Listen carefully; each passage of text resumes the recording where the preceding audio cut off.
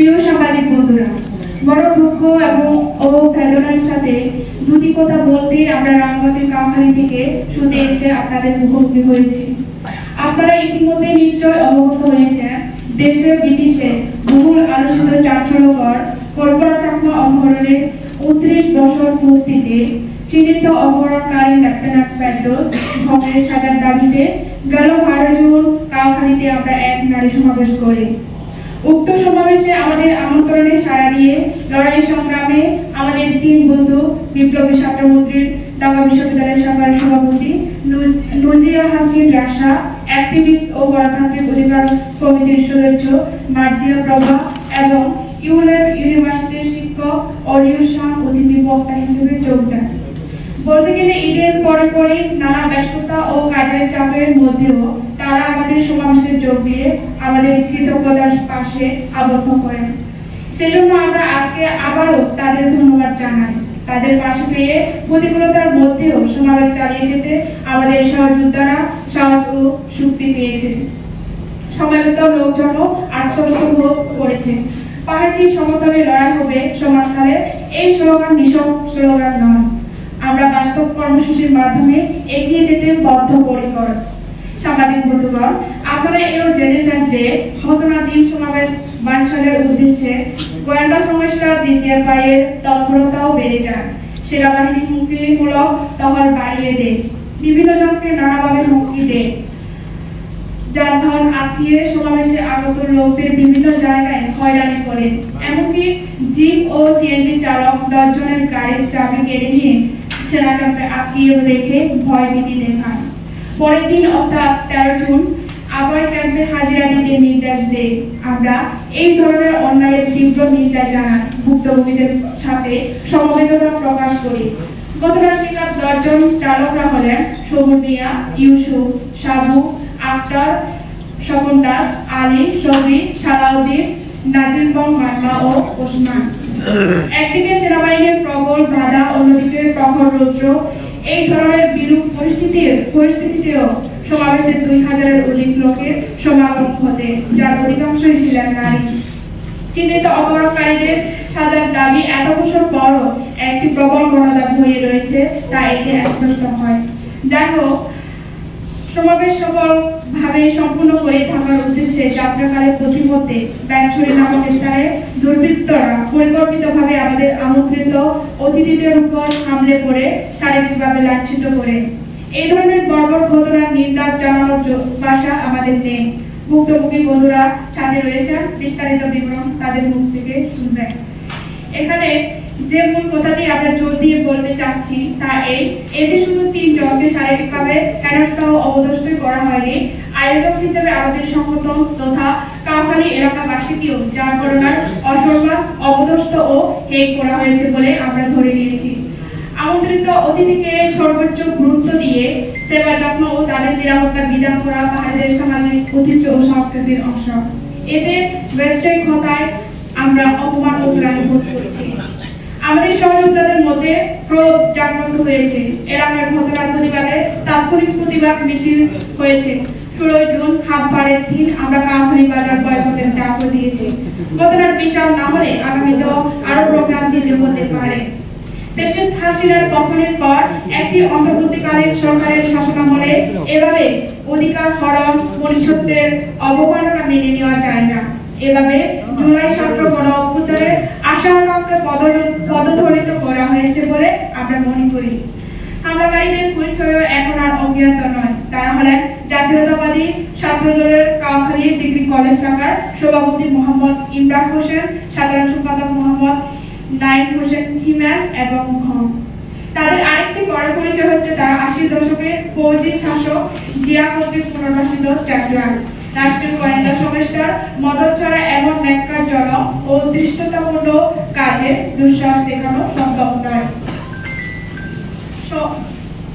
সমাবেশ চলাকালে অঘটনের আওয়াজ মিলে গোয়েন্দা সংস্থার লোক আমাদের উপর নজরদারি করে এবং সমাবেশ শেষে আমাদের আমন্ত্রিত বন্ধুদের অনুসরণ করে। এখানে এটাও প্রাসঙ্গিক কারণে উল্লেখ করা দরকার যে 1980 সালের 25 মার্চ পার্বত্য চট্টগ্রামের প্রথম গণহত্যা এই কাউখালীতে সংঘটিত হয়। মিটিং দেখে এক সেনা ক্যাপ্টেন সেই অভিশপ্ত দিনে স্থানীয় লোকজনদের জড়ো করে, অথবা পরিকল্পিতভাবে সেনা ও সেটলার মিলে ৩০০-র অধিক লোক হত্যা করে, যা কলঙ্কvartী গণহত্যা নামে পরিচিত। সেই থেকে পাহাড়ে বয়ে যাচ্ছে রক্তগঙ্গা। একে একে লগাম ব্রহ্মদের ডজনের অধিক হত্যাকাণ্ড সংঘটিত হয়েছে। অতি সম্প্রতি বর্তমান অন্তর্বর্তীকালীন সরকারের আমলে 19-20 সেপ্টেম্বর ও 1 অক্টোবর রাঙামাটি, খাগড়াছড়ি ও দিঘিনালায় সংঘটিত হত্যাকাণ্ড, লুটপাট ও তাদের পেছনেও দায়ী হচ্ছে সেনা সেটলার। লক্ষ্য করে দেখা যাবে পাহাড়ের প্রতিটি হত্যাকাণ্ডের পেছনে রয়েছে সেনা ও সেটলার যোগসাজশের নৃশংস কাহিনী। পার্বত্য চট্টগ্রামের জনবৃদ্ধি পরিবর্তনের লক্ষ্যে 80-র দশকে রাষ্ট্রীয় উদ্যোগে সমতল অঞ্চল হতে সেটলার নিয়ে যাওয়া হয়। তাদের কারণে বংশ পরম্পরার বাস্তুবিদ্যা থেকে উৎখাত হয়ে পাহাড়িরা ভূমি হারা হয়েছে। অবাধে পাহাড় কাটা, বন পূজা, রাস্তাঘাট নির্মাণের ফলে পরিবেশের উপর মারাত্মক প্রভাব পড়েছে। ভূমিধসের ঘটনা ঘটছে। আগের মতো পাহাড়ে বন্য পশু পাখির দেখা মেলে না, এমনকি পাহাড়িদের সংস্কৃতি হুমকির মুখে পড়েছে। নিজেদের এলাকায় পাহাড়িরা সংখ্যালঘু হয়ে পড়েছে। দমন-পীড়নের ঢাল হিসেবে শাসক গোষ্ঠী সেটলারদের ব্যবহার করছে। তাই সঙ্গত কারণে পাহাড়িদের পক্ষে সেটলারদের মেনে নেওয়া সম্ভব নয়। পাহাড়ি ও সেটলার বাঙালির মধ্যে কৃত্রিম সংকট রাষ্ট্র সৃষ্টি করেছে। পাহাড়ে জাতিগত বিদ্বেষ, সন্দেহ ও অবিশ্বাস এবং এলাকায় স্থিতিশীলতা আনতে সেনা সেটলার প্রত্যাহার হচ্ছে অত্যন্ত যৌক্তিক দাবি। এখানে এটা আবারও স্পষ্ট করা দরকার যে পুরাতন গোষ্ঠী বাঙালিদের সঙ্গে আমাদের কোনো বিদ্বেষ ও বিরোধ ছিল না, এখনো নেই। আমাদের পূর্ণ সাহিত্য শাসন দাবিতে তারাও অন্তর্ভুক্ত রয়েছে। তাদেরও ন্যায্য অধিকার প্রতিষ্ঠার জন্য আমরা আন্দোলন করছি। প্রিয় সাংবাদিক ভাইয়েরা, আমরা কেবল মাত্র সেনা সেটলারদের বিরুদ্ধে কথা বলছি তা নয়, আমাদের পাহাড়িদের মধ্যেও এক শ্রেণীর প্রকাণ্ড উচ্ছৃঙ্খল, দুর্বৃত্ত ও সুরক্ষাকারী রয়েছে, যারা শাসক গোষ্ঠী ও সেনাবাহিনীর দোসর হিসেবে কাজ করছে। আমরা তাদের বিরুদ্ধেও সমান দাবি সোচ্চার। এই ধরনের একটা ঘটনার কথা এখানে বলা আবশ্যক মনে করি। মোহাম্মদ নাইম নামে শান্তিপূর্ণ ভাষার এক হেলপার গত বছর 18 জুন বাগাইহাট বাজারে সেনা মদতপুষ্ট মুখোশ বাহিনী বলে পরিচিত সশস্ত্র গোষ্ঠীর গুলিতে গুরুতর জখম হয়। পরে দিঘিনালা হাসপাতালে সে মারা যায়। উক্ত ঘটনার প্রতিবাদে ইউএম হাসপাতালের সহ পাহাড়ের সংগঠনসমূহ কয়েকটি স্থানে তাৎক্ষণিক প্রতিবাদ মিছিল করে 20 জুন বাগাইহাট বাজারে আহত প্রতিবাদ সভায় মোহাম্মদ নাহিমের বিরুদ্ধে শোক প্রকাশের উদ্দেশ্যে কালো বেশ ধারণ করে এবং খুনিদের গ্রেফতারের দাবি জানান। লোকেশ্বরী সহ আরো কয়েকটি স্থানে কালো বেশ ধারণ ও প্রতিবাদ সভা হয়। এখানে আরো একটি গুরুত্বপূর্ণ তথ্য যুক্ত করা দরকার, শুনলে হয়তো অনেকে অবাক হবেন। বাগাইহাট বাজারে গুলিবিদ্ধ গুরুতর জখম মোহাম্মদ নাহিমকে উদ্ধারের জন্য বাঙালি দোকানদার বা অন্য কেউ এগিয়ে যায়নি। ভয়ে সবাই পালিয়ে যে যার মতো নিরাপদ দূরত্বে অবস্থান নিয়েছিল। ওই দিন সমাবেশে অগ্রণী ভূমিকা পালনকারী আমাদের ইউএস ফেডারেশনের দুর্দান্ত সাহসী সংগ্রামী বোনেরা গুরুতরভাবে যখন রক্তাক্ত মোহাম্মদ নাহিমকে হাতে ধরাধরি করে সিএনজিতে তুলে হাসপাতালে পাঠানোর ব্যবস্থা করে। এতে নেতৃত্ব দেয় বিশাখা চাকমা, বাগাইছড়ি কমিটির সভাপতি, নন্দা চাকমা, বাগাইছড়ি কমিটির সাধারণ সম্পাদক, রূপা চাকমা, পরাণ চাকমা, ইয়ানা চাকমা সেই মিছিলের সাথে যুক্ত। তারা সবাই স্কুল কলেজ লেভেলের শিক্ষার্থী। মৃত্যু পদযাত্রী নাইম অন্তিম মুহূর্তে আমাদের সহযোদ্ধাদের উদ্দেশ্যে দিদি আমি বোধহয় বাঁচবো না, যা করার তার দাঁড়ি করেন, এইটুকু বলতে পেরেছিল।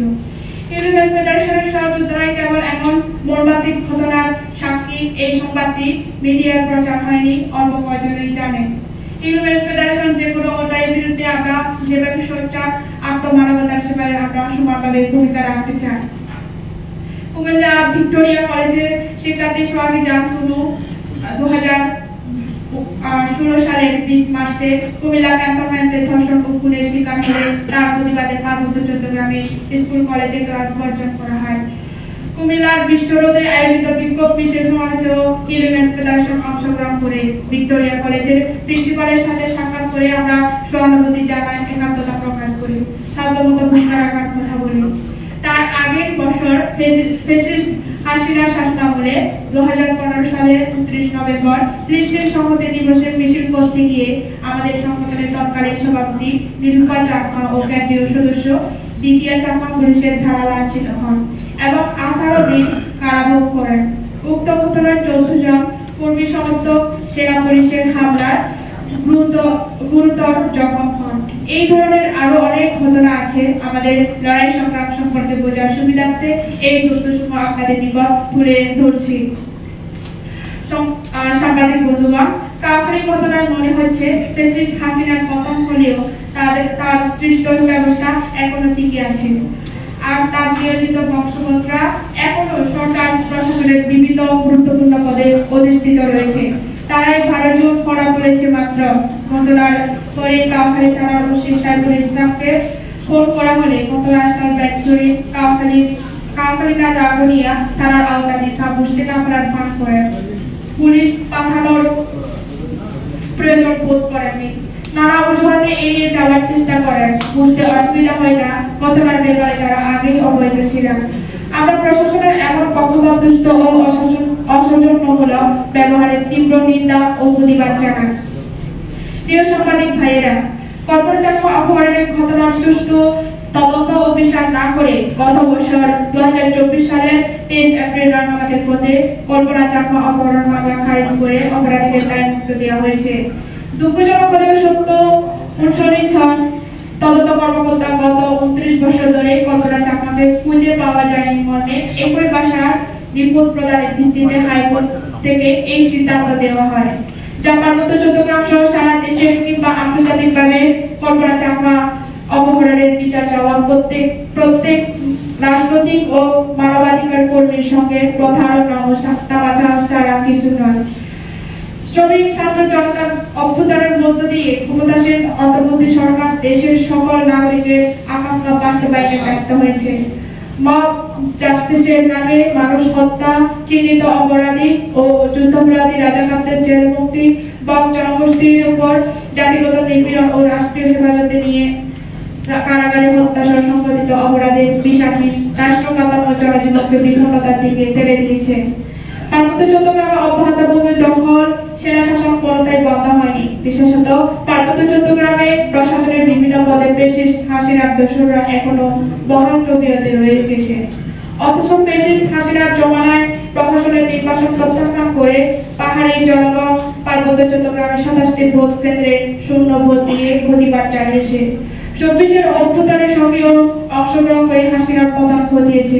অন্তর্ভুক্তিমূলক সরকারের আওয়াজ বাস্তবে ফাঁকা বলি ও প্রশাসন মাত্র। পার্বত্য চট্টগ্রামের জনগণের মতামতের কোনো মূল্য দেওয়া হচ্ছে না।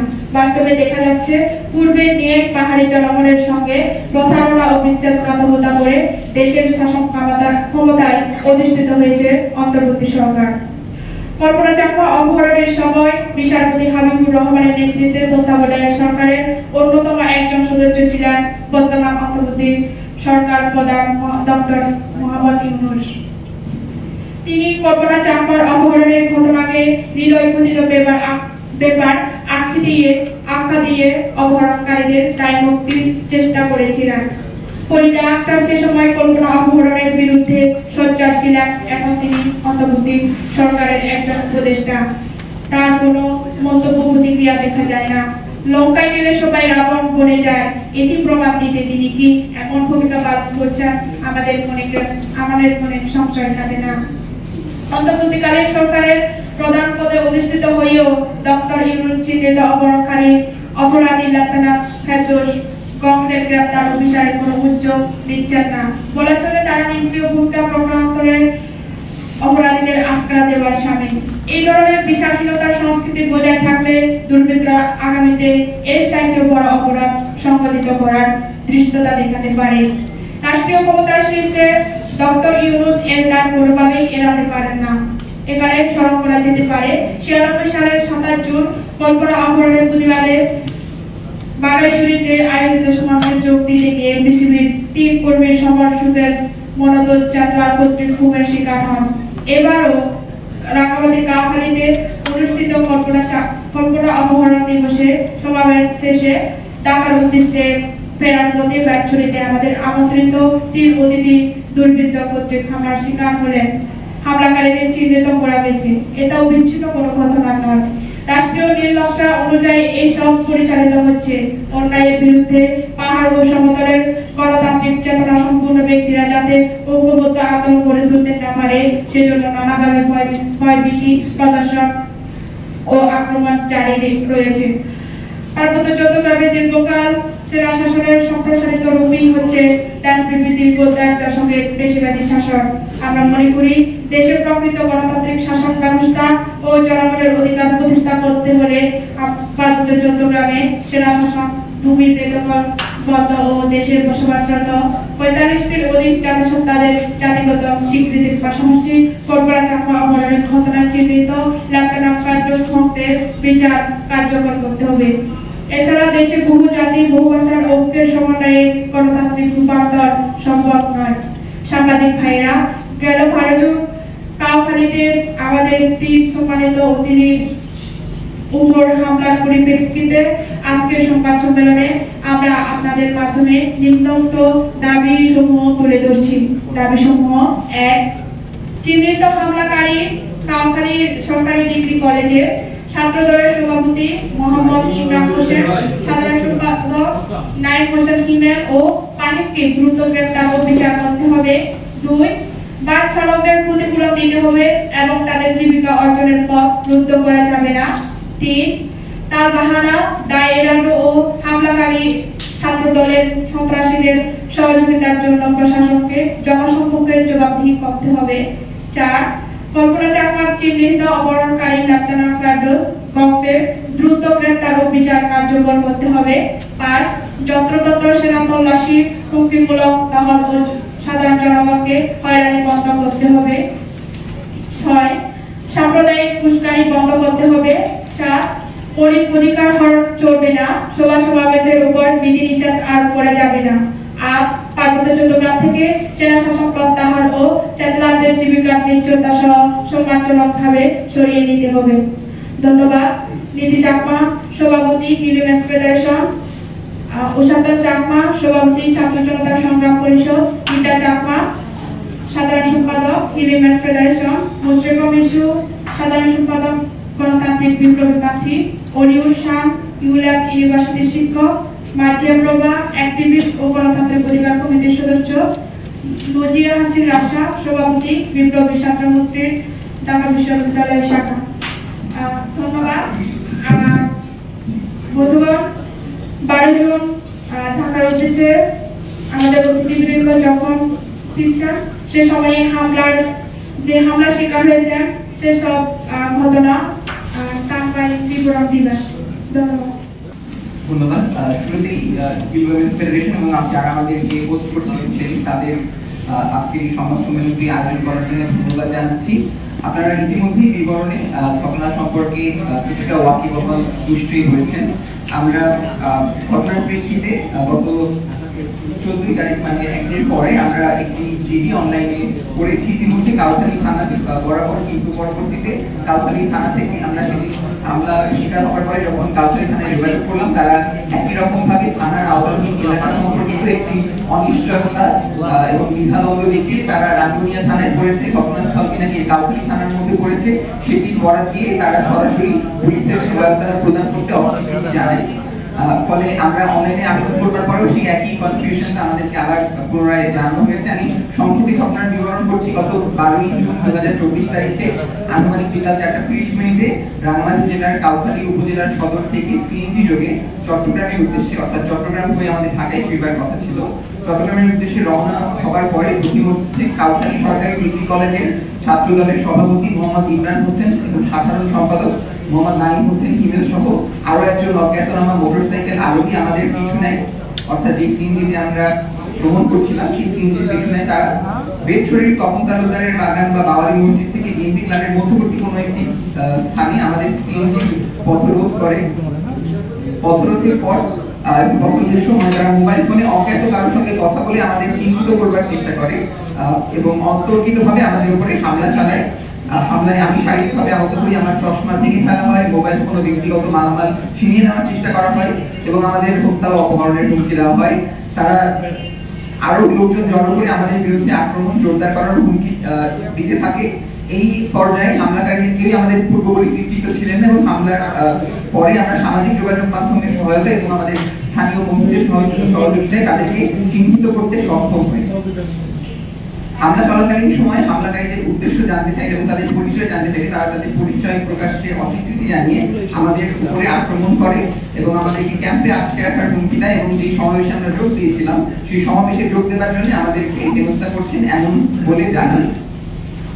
এবং আপনারা ইতিমধ্যে জেনেছেন যে 12 জুন আমরা কাউখালী উপজেলা সদরে কল্পনা চাকমা অপহরণ দিবস, সেটি 29 বছর পার হচ্ছে, সেটি উপলক্ষে আমরা এই সমাবেশে যোগ দেওয়ার জন্য সেখানে গিয়েছিলাম এবং এই ধরনের সমাবেশ কিংবা আলোচনায় অংশগ্রহণ করা আমাদের জন্য অত্যন্ত স্বাভাবিক একটি ব্যাপার। বাংলাদেশের যে কোনো স্থানে আমরা যে কোনো সমাবেশে যে কোনো নাগরিক অংশগ্রহণ করতে পারেন, কিন্তু সেই সমাবেশে অংশগ্রহণ করবার জন্য হামলার শিকার হওয়া, আক্রমণের শিকার হওয়া, এই বাস্তবতা হয়তো আমাদের জন্য খানিকটা নতুন। যদিও পার্বত্য চট্টগ্রামে এই ধরনের নিপীড়নের ঘটনা একেবারেই নতুন নয় এবং আমাদের বক্তারা আমাদের যে বক্তব্য উপস্থাপন করা হয়েছে সেখানে আপনারা নিশ্চয়ই সেই ঘটনাগুলো শুনেছেন এবং দেখেছেন। যেমন ওই একই দিন 10 জন বাস চালকের কাছ থেকে চাবি কেড়ে নিয়ে তাদেরকে ক্যাম্পে নিয়ে গিয়ে আটকে রেখে তাদের বিরুদ্ধে অভিযোগটাই ছিল যে তারা কেন বাঙালি হয়ে এই পাহাড়ি নারীদেরকে সমাবেশে যুক্ত করবার জন্য তারা নিয়ে এসেছিলেন। তবে এই ধরনের আচরণের মাধ্যমে তো আমাদের কাছে আসলে স্পষ্ট হয় যে কারা এই বাঙালি পাহাড়ি এই বিভেদ এবং তাদের মধ্যকার যে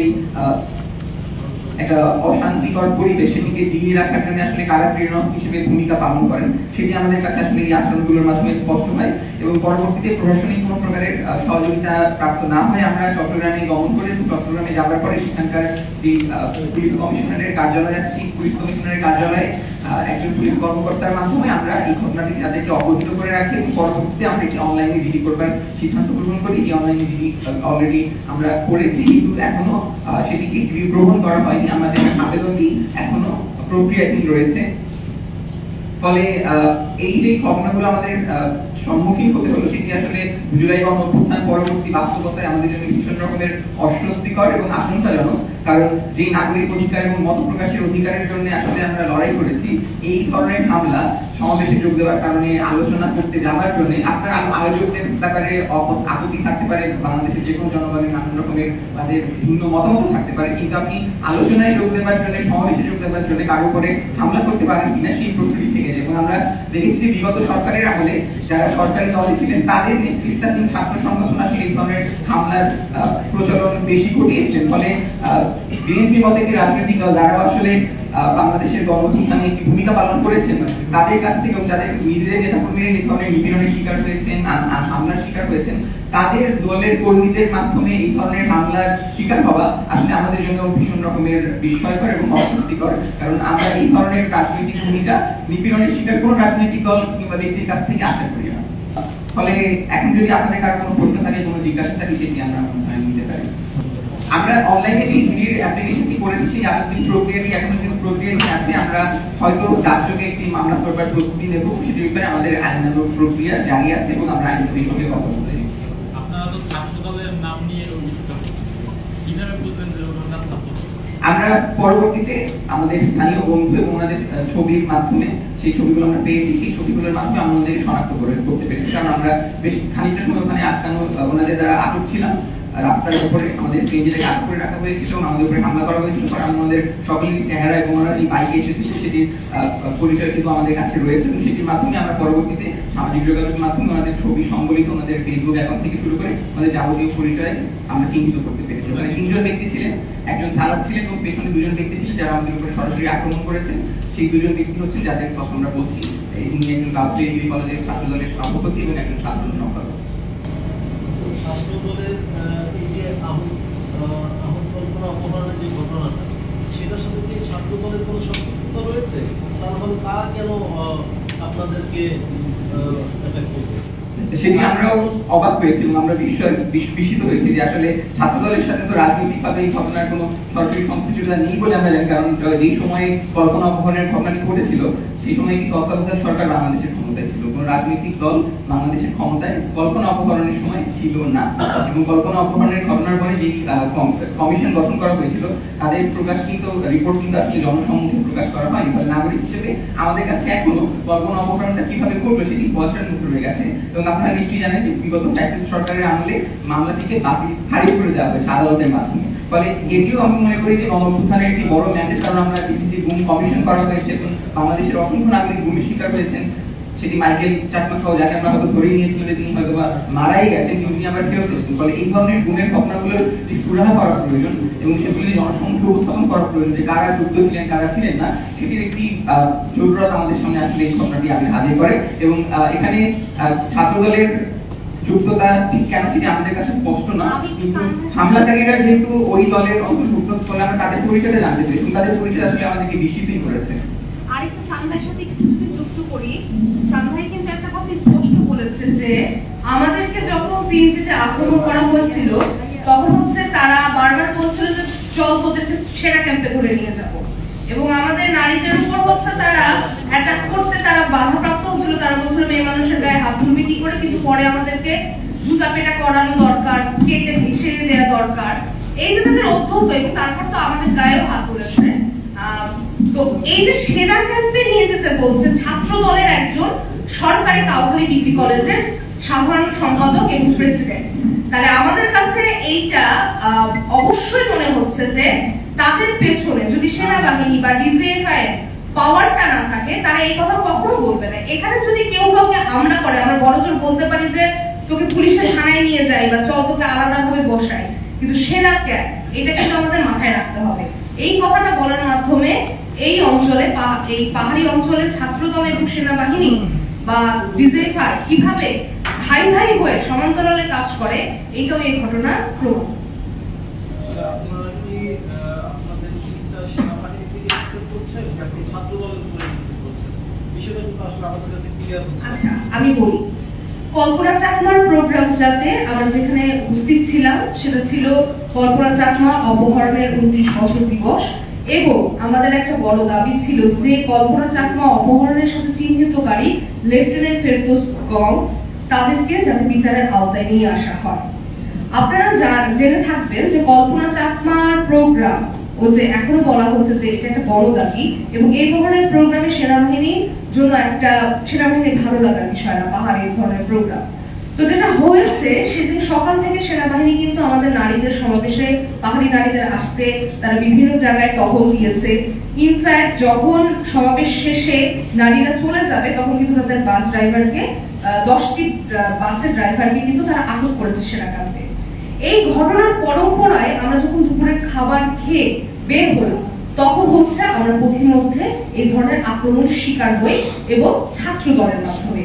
তাহলে ছাত্রদল তখন আবার আমাদেরকে বলল যে আমাদেরকে সেনা ক্যাম্পে তারা নিয়ে যেতে চায়। পুরো ঘটনা কিন্তু এই। এখন আপনারা বলতে পারেন আমাদের তীর কোন দিকে? তীর এখানে একক কোনো, অবশ্যই এখানে হামলা যেহেতু আমি থাপ্পড় খেয়েছি লাঠি খেয়েছি হচ্ছে ছাত্র দলের কাছ থেকে, সুতরাং ছাত্র দলের সাধারণ সম্পাদক নাইম হোসেন এবং প্রেসিডেন্ট ইমরান হোসেনকে আমরা অবশ্যই এখানে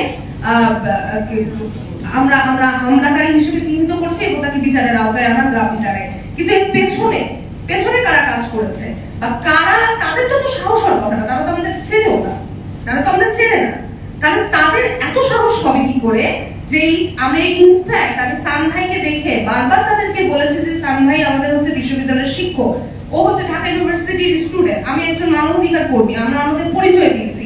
তারপরে তারা কিচ্ছু শুনেনি, কিচ্ছু জানেনি, তারা চট থাপ্পড় গালি গালাজ কি না করেছে। কিভাবে, আমার কথা হচ্ছে কিভাবে গণঅভ্যুত্থানের দেশে এই দুইজন ছাত্র দলের কর্মী তারা হচ্ছে এই সাহসটা পায়, তাহলে এই সাহসটা দিয়েছে কারা সেটাও তো আমাদের দেখতে হবে।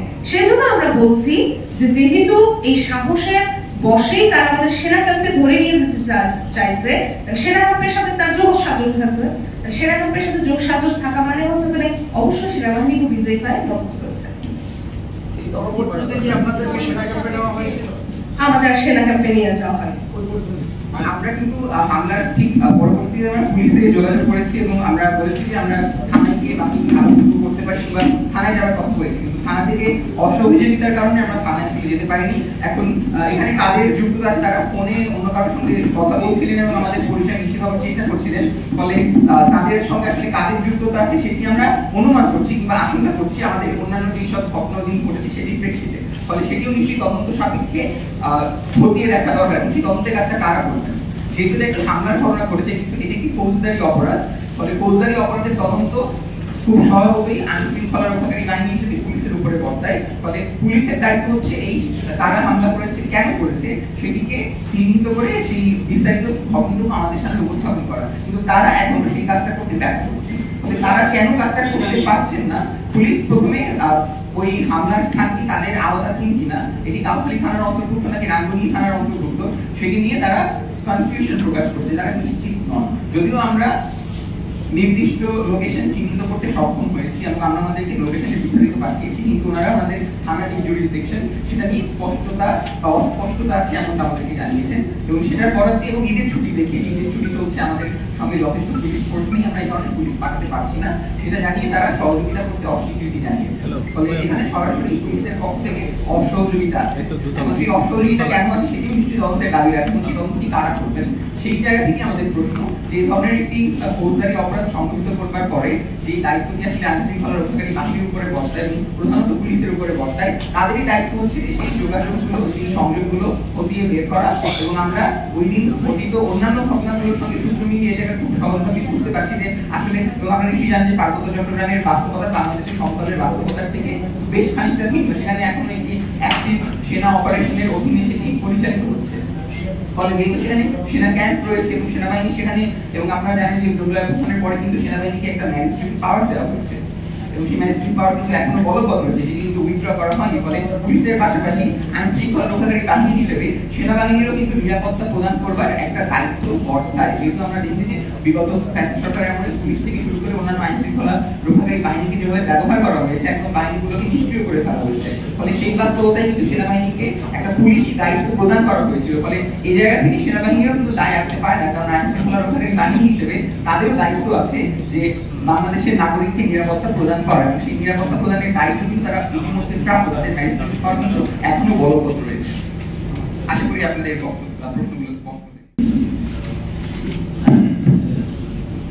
24শে জুলাই আগস্ট যে বড় অভ্যুত্থান সংগঠিত হয়েছে, সেখানে কিন্তু আমাদের এই যে পাহাড়ি আজকে হিউম্যান ফেডারেশন দেখেন এবং তাদের শাসক সংগঠন, তাদের মূল পার্টি ইউপিডি, ওনারা কিন্তু অত্যন্ত সোচ্চার ভূমিকা পালন করেছেন। আজকে আমরা দেখি যে বড় অভ্যুত্থান পরবর্তী সময়ে সমস্ত মানুষের সমান অধিকার প্রতিষ্ঠিত হবে, পাহাড়ে এবং সমতলে সমস্ত মানুষের সমান অধিকার থাকবে, এই জিনিসটা কিন্তু আমরা দেখতে চাই। অথচ আজকে 10 মাস অতিক্রান্ত হয়ে গেল, আগামী মাসে কিন্তু জুলাই মাস আসছে, এতদিন পরে কিন্তু আমরা দেখিনি যে আমাদের পাহাড়ি বন্ধুদের আজকে কথা বলার অধিকার নাই, সেখানে কার্যত সেনা শাসনের মতো আজকে সেনাবাহিনী সেখানে অবস্থান করছে। আমরা আজকে, আমি গণতান্ত্রিক বিপ্লবী পার্টির সাধারণ সম্পাদক হিসেবে এবং সমস্ত প্রগতিশীল রাজনৈতিক দলগুলোর পক্ষ থেকে বলতে চাই যে আমরা এই ঘটনাকে নিন্দা জানাই, আমরা এটার প্রতিবাদ জানাই। এবং 12 তারিখে ওনারা যে ঘটনা অপহরণের 29 বছর পার হয়ে গেল, এখনো পর্যন্ত কোন রকম তাকে খুঁজে পাওয়ার কোনো অবস্থা করা হয়নি। আপনারা জানেন যে তাদের মাইকেল চাকমা, তাকেও আজকে আয়না ঘরে রাখা হয়েছিল এবং সেখান থেকে তিনি মুক্তি পেয়েছেন, কিন্তু এখনো পর্যন্ত কল্পনা চাকমা মুক্তি পাননি এবং তিনি কোথায় আছেন তার অবস্থান সম্পর্কে পর্যন্ত আমরা কিন্তু জানতে পারছি না। এই 29টা বছর কিন্তু আজকে হিউম্যান ফেডারেশন এবং তাদের সাথে আমরা যারা গণতান্ত্রিক প্রগতি শক্তি আছি, আমরা কিন্তু তাদের সাথে কিন্তু একাত্ম হয়ে আমরা কথা বলেছি। আমি শেষ কথা যেটা বলতে চাই, আমাদের প্রত্যাশা হচ্ছে গণ অভ্যুত্থানে আজকে যারা অংশগ্রহণ করেছেন, আজকে ফ্যাসিস্ট সরকারের বিরুদ্ধে যারা লড়াই করেছেন, ওই সমস্ত বন্ধুদের মধ্যে আজকে পাহাড়ের এবং সমতলের যে আদিবাসীরা আছেন, তাদের অত্যন্ত জোরালো ভূমিকা ছিল, অত্যন্ত সরকারি ভূমিকা ছিল। তাই তাদের প্রতি কোন রকম বৈষম্য প্রদর্শন না করে আজকে তাদের সমান অধিকার প্রতিষ্ঠা করা হোক। কল্পনা চাকমা এখন কোথায় সেই সম্পর্কে রাষ্ট্রের তদন্ত, রাষ্ট্রের আজকে তদন্ত করে সেটার বিচার করা, অনুসন্ধান করা, সেটা আমরা আসলে বের করতে চাই। এবং 12 তারিখে যে ঘটনা হয়েছে, এই ঘটনা আমরা তীব্র নিন্দা জানাই। পাশাপাশি বলতে চাই, এখানে ওয়ালিউদ্দিন প্রভা, তারপরে এখানে নীতি পরিষ্কার করে বলেছেন যে তারা মামলা নিতে গেছেন, আজকে থানায় তাদেরকে মামলা নেওয়া হয় না। এই পুলিশ তাহলে কার পুলিশ? এই পুলিশ কি জনগণের পুলিশ নয়? এই পুলিশ কি আসলে জনগণকে সেবাদান করবার পুলিশ নয়?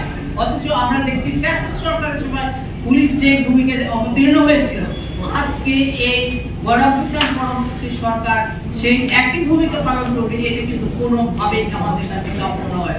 আমরা দেখতে চাই এই ঘটনা যাদেরকে আহত করা হয়েছে, ওনারা যে অভিযোগ দাখিল করেছেন তার সুস্পষ্ট তদন্ত এবং সুস্পষ্ট বিচার হোক, তারা নাম উল্লেখ করে।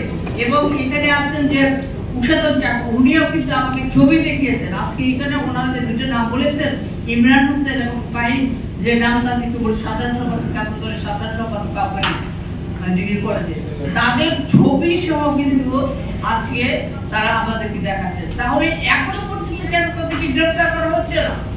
আজকে এখনো ক্ষমতার বাইরে তারা, এখনো তাদেরকে এখনো আজকে তাদের অপরাধের কোনো বিচার হচ্ছে না, এমনকি তাদেরকে গ্রেফতার পর্যন্ত করা হচ্ছে না। আজকে যারা শিকার হয়েছেন, এই আজকে হামলার শিকার হয়েছেন, তাদের মামলা পর্যন্ত গ্রহণ করছেন না। এইগুলো আমরা মনে করি গণ অভ্যুত্থানের স্পিরিটের বাইরে।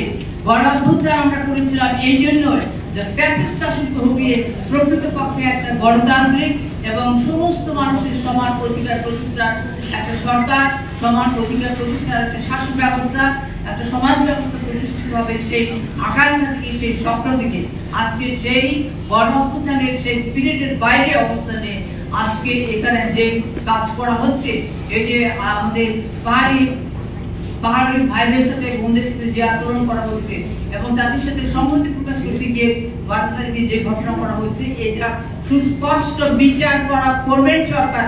এই জিনিসটা আমরা দেখতে চাই। আপনাদের সবাইকে ধন্যবাদ। যারা এখানে এসেছেন সবাইকে ধন্যবাদ জানিয়ে আমাদের আজকের সংবাদ সম্মেলন এখানে শেষ করছি। ধন্যবাদ সবাইকে।